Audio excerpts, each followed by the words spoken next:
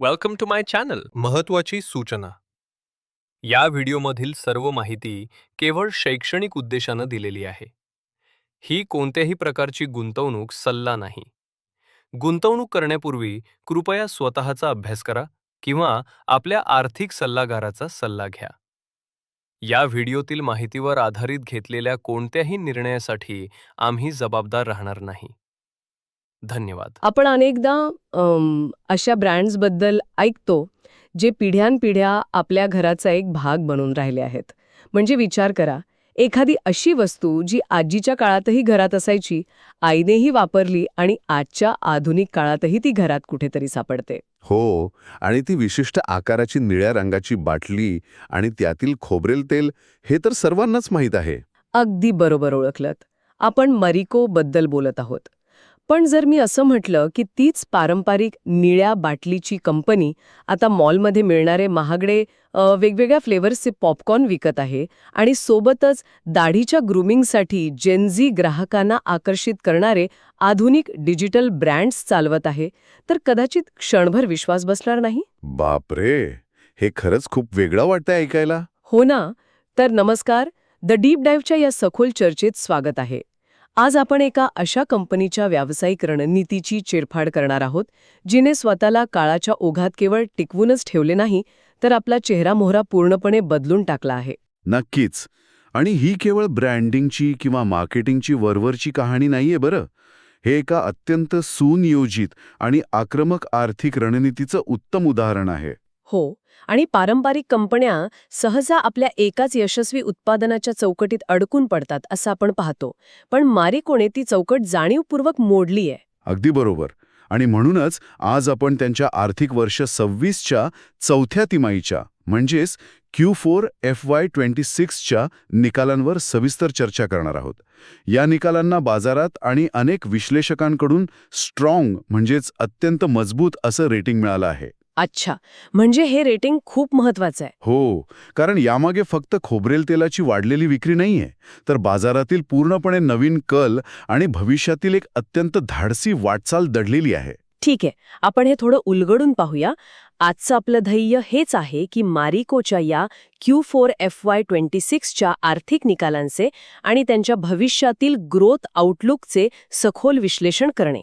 हो, म्हणजे एका पारंपरिक FMCG कंपनीने महसुलात तब्बल 22% वाढ कशी मिळवली आणि या मोठ्या आकड्यांमागे नक्की कोणती कथा दडली आहे हे समजून घेणं खूप रंजक असणार आहे. आणि ही चर्चा फक्त नफा आणि तोट्याच्या रटाळ आकड्यांची नाहीये, हे लक्षात घेणं गरजेचं आहे.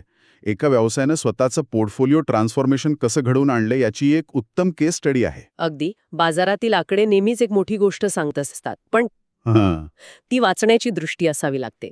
तर आपण थेट मुख्य आकडेवारीपासून सुरुवात करूया. नफा, तोटा आणि मार्जिनचे एक वेगळंच गणित या निकालांमध्ये पाहायला मिळतंय. हो.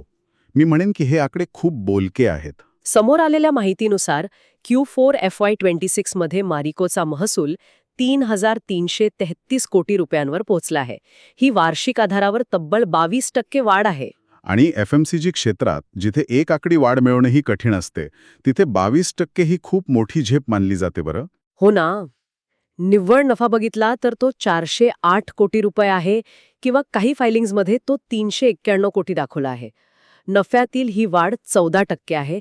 पण मला जो आकडा सर्वात जास्त महत्वाचा वाटला तो म्हणजे व्हॉल्यूम ग्रोथ. Volume growth. हो, जी 9% आहे. आता महसूल 22%ने वाढलाय आणि व्हॉल्यूम 9%ने वाढलाय. हां, व्हॉल्यूम ग्रोथचा आकडा कोणत्याही FMCG कंपनीच्या आरोग्याचे खरे लक्षण असतो. व्हॉल्यूम ग्रोथ 9% असणे याचा सरळ अर्थ असा होतो की उत्पादनांची प्रत्यक्ष मागणी बाजारात वाढली आहे. म्हणजे केवळ किमती वाढवून पैसे नाही कमवलेत त्यांनी. अगदी तसंच. अनेकदा कंपन्या महागाई वाढली की आपल्या उत्पादनांची किंमत वाढवतात. यामुळे कागदावर महसूल वाढलेला दिसतो, पण प्रत्यक्षात त्यांनी जास्त माल विकलेला नसतो. अच्छा, म्हणजे फक्त जुनाच माल महाग विकलेला असतो. हो, आणि याला प्राइस लेड ग्रोथ म्हणतात. पण मारिकोच्या बाबतीत तसं नाहीये. त्यांनी खरोखरच 9% जास्त उत्पादने लोकांपर्यंत पोहोचवली आहेत. ग्राहकांनी दुकानात जाऊन जास्त प्रमाणात मालाची खरेदी केली आहे. पण इथेच माझ्या मनात एक मोठा प्रश्न उभा राहतो.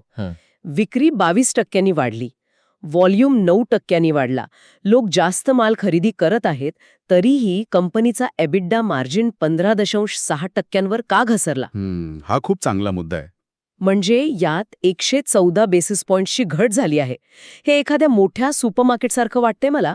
सुपरमार्केटमध्ये लोकांची प्रचंड गर्दी आहे, ट्रॉल्या भरभरून माल विकला जातोय, पण गल्ल्यावर बसलेल्या मालकाला प्रत्येक उत्पादनामागे मिळणारा प्रत्यक्ष नफा मात्र कमी होतोय. हो, हे उदाहरण अगदी चपखल आहे. कंपनी जास्त माल विकत आहे, पण हाती लागणारा पैसा त्या प्रमाणात का घटतोय? यात सर्वात रंजक गोष्ट म्हणजे तुम्ही जे सुपरमार्केटचं उदाहरण दिलेत ते इथे उत्तम लागू पडते. गर्दी खूप आहे आणि मालही भरपूर विकला जातोय, पण तो माल तयार करण्यासाठी लागणारा खर्च वाढला आहे. याला आपण इनपुट कॉस्ट प्रेशर म्हणतो. अच्छा, म्हणजे कच्च्या मालाच्या किमती वाढल्या. हो, मारिकोच्या बाबतीत कच्च्या मालाची महागाई हा एक मोठा फॅक्टर ठरला. जेव्हा कच्च्या मालाचे भाव वाढतात तेव्हा कंपनीकडे दोनच पर्याय असतात. कोणते 2 पर्याय? एक तर तो वाढलेला पूर्ण खर्च ग्राहकांकडून वसूल करणे, म्हणजेच उत्पादनांचे भाव वाढवणे, किंवा तो खर्च स्वतः शोषून घेणे, जेणेकरून ग्राहकांना किंमत वाढीचा फटका बसणार नाही. आणि मग ग्राहक दुसऱ्या ब्रँडकडे वळणार नाही? अगदी बरोबर. मारिकोने अत्यंत धोरणात्मक निर्णय घेत स्वतःच्या मार्जिनवर थोडी तडजोड केली. त्यांनी ग्राहकांची निष्ठा आणि आपला मार्केट शेअर टिकवून ठेवण्याला प्राधान्य दिले. म्हणजे जर त्यांनी किमती जास्त वाढवल्या असत्या तर हा जो 9% व्हॉल्यूम वाढलाय तो कदाचित वाढला नसता. हो, आणि याच कारणामुळे मार्जिन कमी झाले. शिवाय तिमाही दर तिमाही आधारावर महसूल आणि नफा थोडा कमी झाला आहे, ज्याकडे लक्ष देणे गरजेचे आहे. पण वार्षिक वाढ इतकी मजबूत आहे की ती या घसरणीला झाकून टाकते. हे समजण्यासारखं आहे. आता आपण या एकूण आकड्यांमधून थोडा आत शिरूया. एका मर्यादित चौकटीतून बाहेर पडून कंपनीने आपल्या ब्रँड्सची जी फोड केली आहे ती पाहणे गरजेचे आहे. हो, ब्रँड वाईज कामगिरी खूप महत्वाची आहे. जुने ब्रँड्स कसा व्यवसाय करत आहेत आणि नवीन ब्रँड्स कंपनीला कसे तारत आहेत. इथे मला मगाशी सांगितलेली ती निळ्या बाटलीची आठवण येते, पॅराशूट. आजही या एका ब्रँडचा महसूल 29% वाढला आहे. बापरे, 29%? हो ना.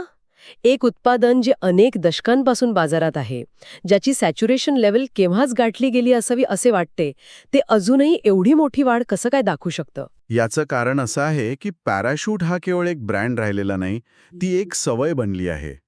पण या 29% वाढीमागील खरं अर्थशास्त्र कोपरा म्हणजेच सुक्या खोबऱ्याच्या किमतींच्या चक्रावर अवलंबून आहे. अच्छा, म्हणजे कच्च्या मालाचा थेट परिणाम. हो, खोबऱ्याचे भाव बाजारात सतत वर-खाली होत असतात, पण सूत्रानुसार सुक्या खोबऱ्याच्या किमती आता कमी होण्याच्या मार्गावर आहेत.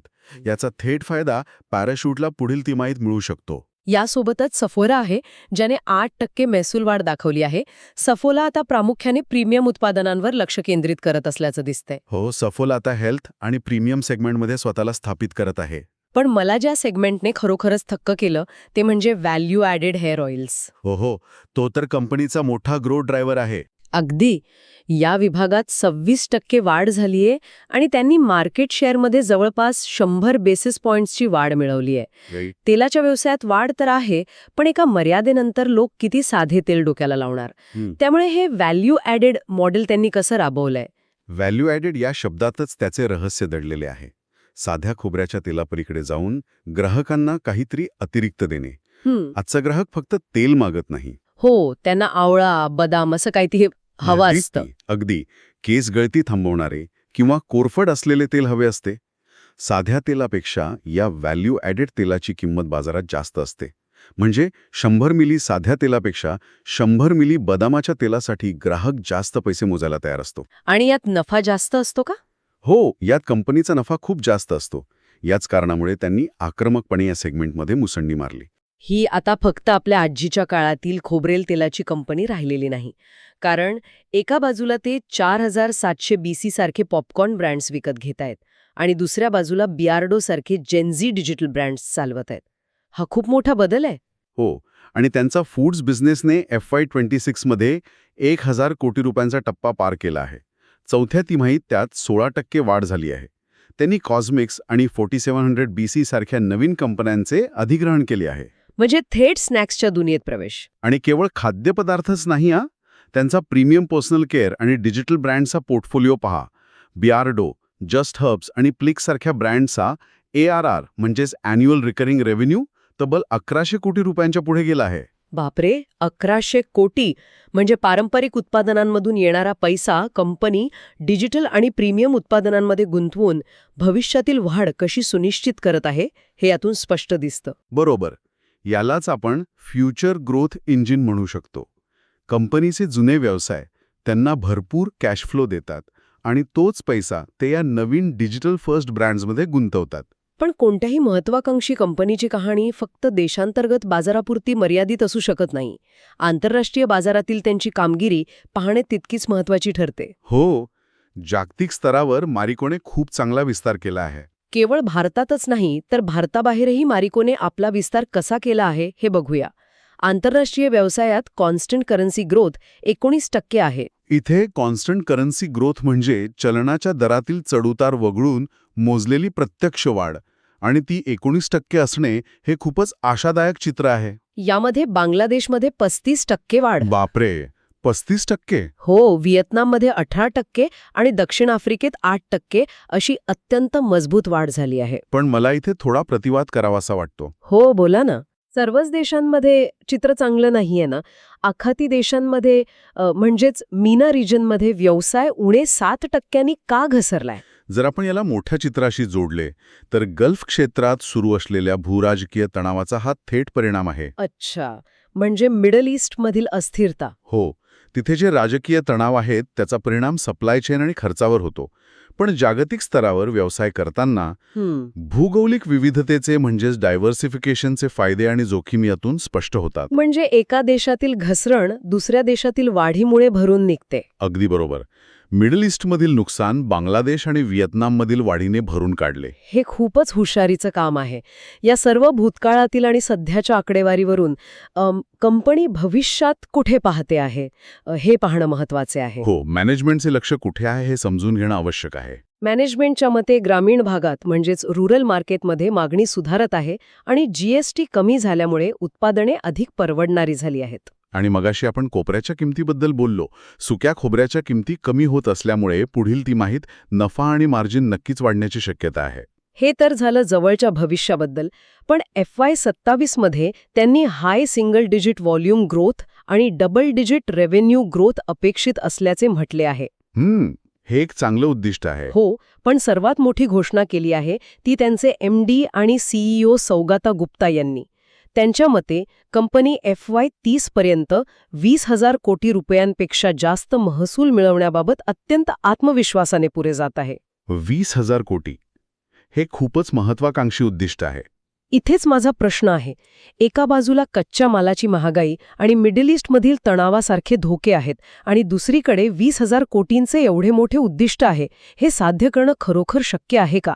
हे उद्दिष्ट का साध्य होऊ शकते याची काही भक्कम कारणे आहेत. जसे की फूड्स बिझनेसचा वेगाने होणारा विस्तार, डिजिटल ब्रँड्सचे यश आणि कोपराच्या किमती कमी झाल्यामुळे मिळणारा फायदा. म्हणजे हे 3 प्रमुख घटक त्यांना तिथे पोहोचवतील. हो, कंपनी आता स्टेबल FMCG कंपाऊंडर म्हणून मजबूत होत आहे. सुरुवातीला जरी हे कठीण वाटत असलं तरी त्यांचे डायरेक्ट टू कन्झ्युमर किंवा D2C ब्रँड्स ज्या वेगाने वाढत आहेत ते पाहता हे शक्य आहे. एकंदर या चर्चेतून हे स्पष्ट होते की मारिको आता फक्त निळ्या बाटलीतले खोबरेल तेल विकणारी कंपनी राहिलेली नाहीये. नक्कीच नाही. एकंदर निकालांना मिळालेले स्ट्रॉंग रेटिंग का सार्थ आहे याचा आपण आढावा घेतला. मल्टी इयर हाय ग्रोथ, मजबूत व्हॉल्यूम रिकव्हरी आणि यशस्वी डायव्हर्सिफिकेशन स्ट्रॅटेजी ही या यशाची प्रमुख कारणे आहेत. हो, आणि हे सर्व करत असताना त्यांनी आपला मूळ पायाही घट्ट धरून ठेवला आहे. अगदी. श्रोत्यांना विचार करण्यासाठी जाता जाता आम्ही एक वेगळा मुद्दा देऊ इच्छिते. मारिकोचा हा प्रवास आपल्याला दाखवून देतो की एका पारंपरिक स्टेबल ब्रँडलाही बाजारात टिकून राहण्यासाठी आणि वेगाने वाढण्यासाठी पूर्णपणे नवीन ओळख निर्माण करावी लागते, जसं की डिजिटल फर्स्ट स्टार्टअप्स विकत घेणे आणि स्नॅक्सच्या जगात प्रवेश करणे. बरोबर आहे. जुन्या चौकटी मोडणं आवश्यक असते. हो ना. प्रश्न हा आहे की बाजारातील इतर जुने आणि पारंपरिक ब्रँड्स वेळेनुसार स्वतःमध्ये असा बदल करण्यासाठी पुरेसे वेगवान आहेत का? हा असा एक प्रश्न आहे ज्यावर नक्कीच विचार करायला हवा. अगदी विचार करण्यासारखा मुद्दा आहे हा. तर द डीप डाईव्हच्या या सखोल चर्चेत सहभागी झाल्याबद्दल धन्यवाद. पुन्हा भेटू एका नवीन आणि रंजक विषयासह. व्हिडिओ आवडला असेल तर लाईक करा आणि अशाच युजफुल व्हिडिओसाठी चॅनलला सबस्क्राईब करायला विसरू नका.